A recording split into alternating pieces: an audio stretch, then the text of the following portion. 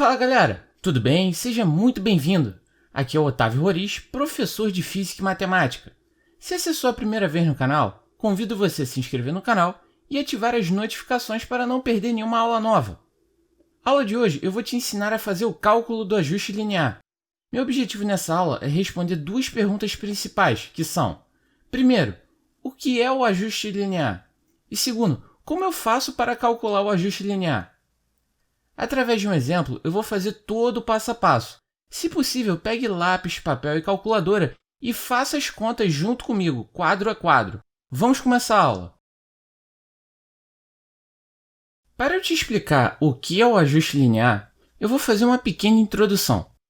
Vamos considerar que em um laboratório, um experimento foi realizado por um grupo de alunos.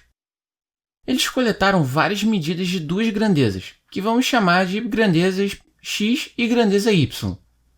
A primeira coisa que é necessário perguntar sobre essas grandezas é: as grandezas x e y, elas possuem algum tipo de correlação? Agora, eu vou fazer uma revisão rápida para a gente poder seguir adiante. Nós vimos que a covariância é uma forma de verificar se as grandezas possuem algum tipo de correlação. Quando a covariância é maior do que zero, temos uma correlação positiva. Isso é, as grandezas movem-se na mesma direção. Quando a covariância é menor do que zero, temos uma correlação negativa. Isso é, as grandezas elas movem-se em direções opostas, quando um aumenta, o outro diminui. E quando a correlação é igual a zero, não há correlação entre essas grandezas. Logo, correlação nula. Veja também que coloquei alguns exemplos de gráficos referentes a esses tipos de correlações. Uma outra forma de verificar se há correlação ou não entre as grandezas, e não necessariamente fazendo conta, é fazendo um diagrama de dispersão, isso é, um gráfico onde os pontos representam as medidas feitas. Veja que nesse gráfico eu coloquei os pontos em amarelo, temos 5 pontos. Olhando o gráfico, podemos ver que os pontos eles se comportam de forma que, quando a grandeza x aumenta, a grandeza y também aumenta. Podemos ver que as grandezas elas possuem uma correlação positiva. Agora que vem a grande questão.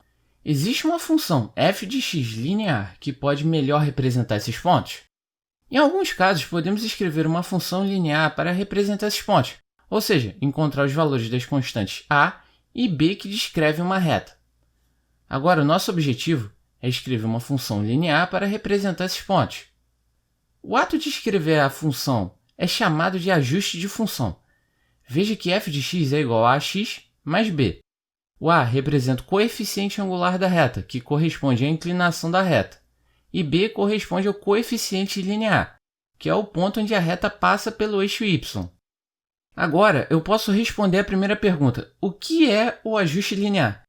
O ajuste linear é um conjunto de etapas para calcular os valores de a e b, para que possamos escrever uma função linear f de x igual a x mais b, que melhor representa um conjunto de medidas coletadas em um experimento. A partir de agora, eu vou te mostrar como se calcula o ajuste linear. Para isso, eu vou fazer todo o passo a passo do nosso exemplo. Temos aqui uma mola presa no teto. Em um primeiro instante, ele está em uma posição de equilíbrio. Agora, veja que nesse segundo instante, eu vou puxar essa mola para baixo, uma força F. Veja que ela sofreu uma distensão e vai ser gerada uma força elástica no sentido oposto. Partindo da lei de Hooke, a força elástica pode ser calculada como força elástica igual a K vezes L, onde K é a constante elástica da mola e L é o deslocamento percorrido devido à distensão. Agora, podemos passar o K da fórmula para o outro lado dividindo. A partir daqui, podemos iniciar o processo de ajuste linear. No caso, o L vai corresponder à grandeza Y, 1 sobre K vai corresponder ao A, o X vai corresponder à força elástica e o B vai ser igual a zero, porque não temos nada somando na função. Nas contas que a gente vai fazer adiante, já sabemos que precisamos encontrar um valor de B muito próximo de zero.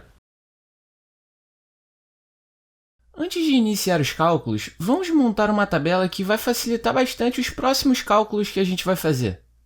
Nesse quadro, temos as medidas realizadas da força elástica e do deslocamento organizados em colunas. Primeira coisa que faremos é calcular as médias. Em seguida, vamos fazer x vezes y para cada par de medidas. Em cada linha fiz x vezes y. Na última linha, eu calculei a média.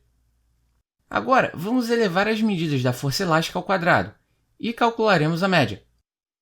Por fim, vamos elevar os deslocamentos ao quadrado e calcularemos a média.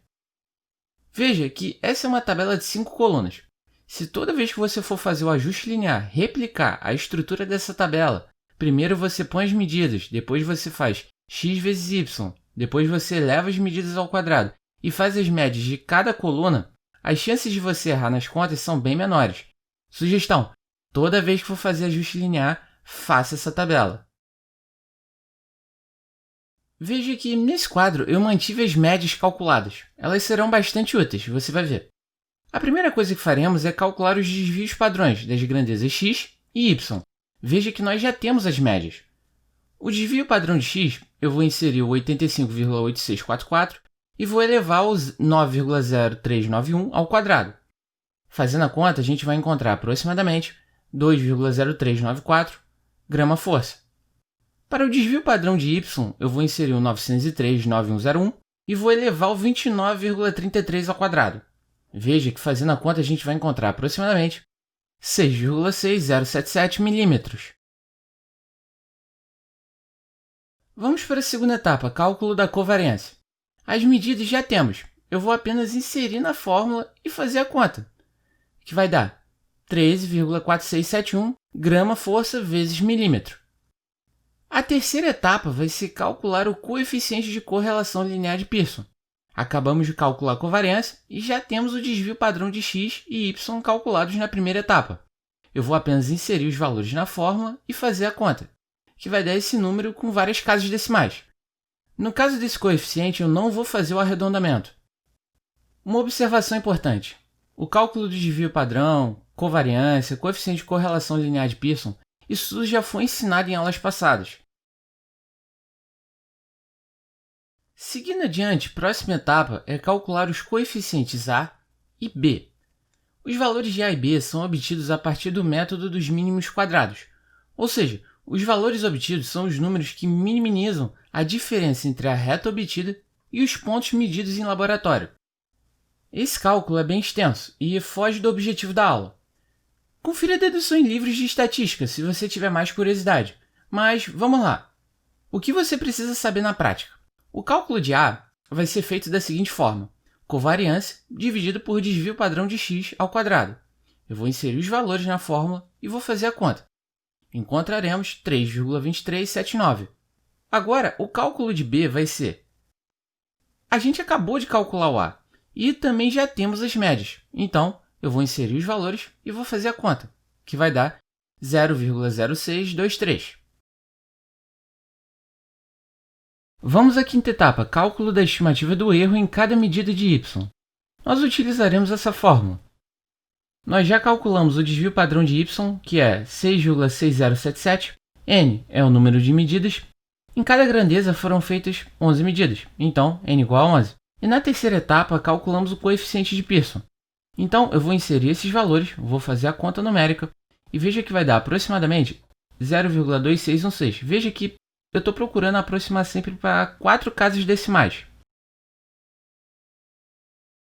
Já na sexta etapa, vamos calcular as incertezas de A e de B.